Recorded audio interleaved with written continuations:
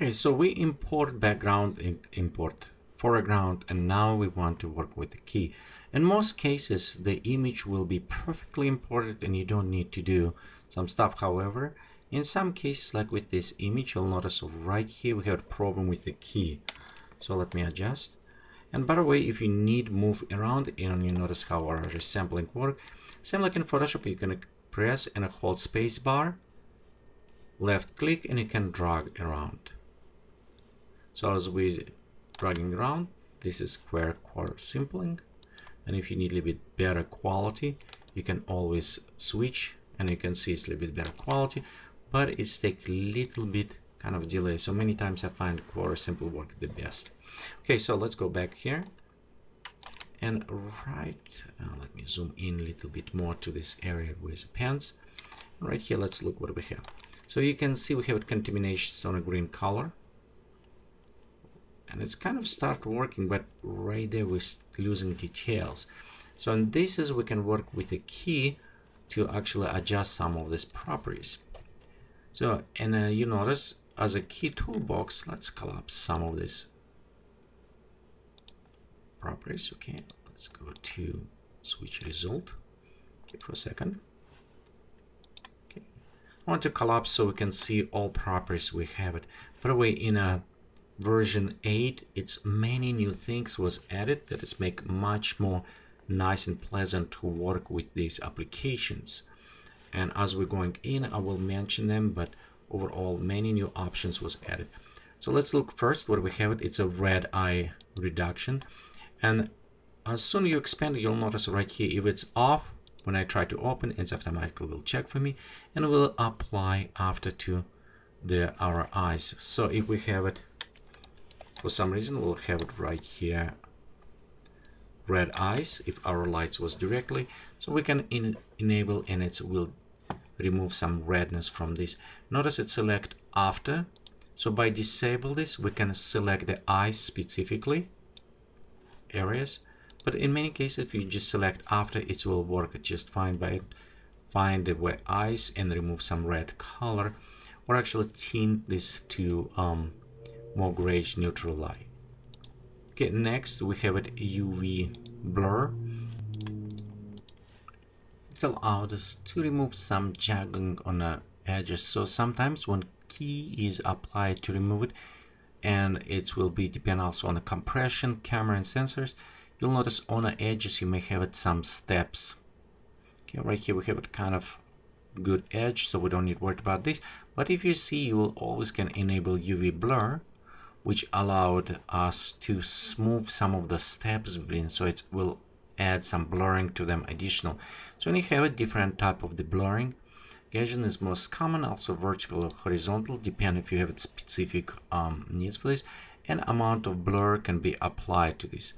Notice right to the edge when we applied, it's also, okay, let's go get closer.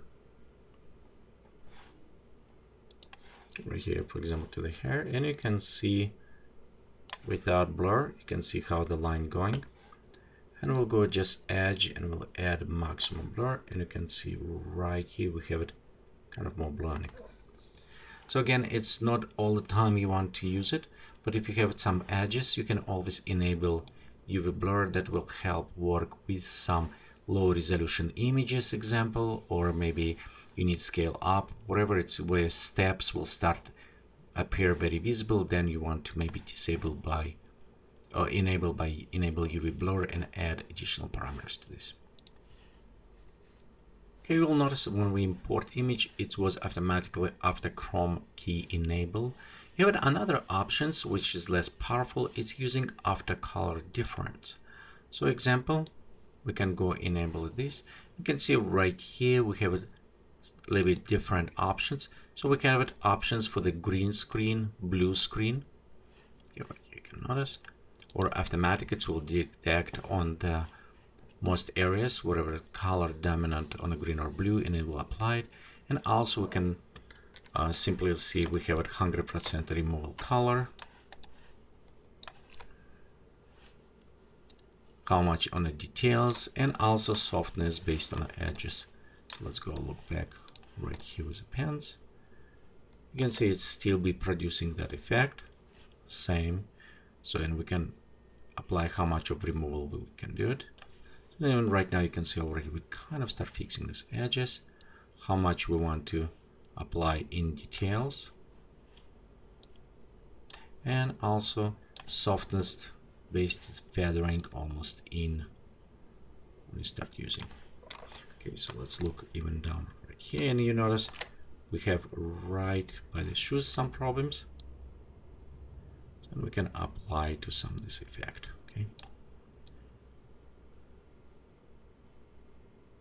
so let's increase details example, and right here you can see we already, even with simpler effect, we can better work on a green screen, because you'll notice right here we have color contaminations, and it's happened because it's like some green reflection of color and start replacing with different opposing colors, so we can fix this later. Okay, so let me go disable those two as a spill suppression, so you can see right here contaminations of the green much better. Okay, so this is one options, and by default after Keychrome we use it the more advanced options for this. And this has provided us with much better control, and you notice here with a more professional type of removing mask. So let me go ahead, set scale to fit so we can preview at this point. Let's look closer what options we have. We have different type of views, and you notice we have a status, so we can see our mask, and right here we can see where's the mask applied. Where the black is transparent, white is non-transparent, and gradients between white and black it's semi-transparent. So depending on how darker it is, it's more transparent. So right here it's a gray, it's maybe halfway transparent. Okay, next we also have it made, so if we can create it, what is will be extract, and you notice different between status, it's what we're receiving, and with adjustments we're creating our made mask. So this is mask, it's what we getting in the end, so we're adjusting, and also we have it result is an end. So notice right here the area where we have, as we look on the mate, we have right here a bit more contaminations. So this is what producing for us. Okay, so next we also have a different type of the method applying to this, and this is will be based on a histogram, depend on a higher or a lower ways will pick up on a method.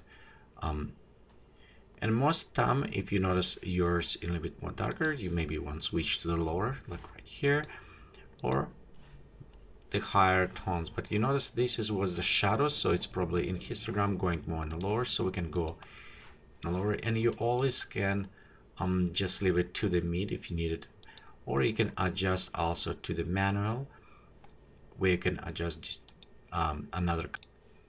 Okay, so example, let's go to manual. We'll go set picker, and let's go adjust, for example, we'll go select from here, so you can see when we are adjusting.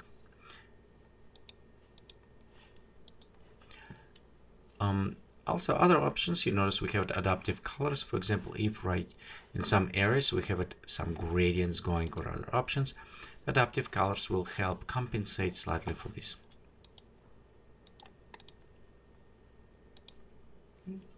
Status. Arrow made applied.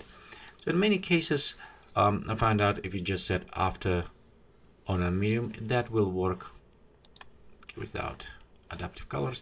That will work just fine on most cases when you work with a green screen. It's produced quite a bit nice result. So let's look at the next portions on additional properties we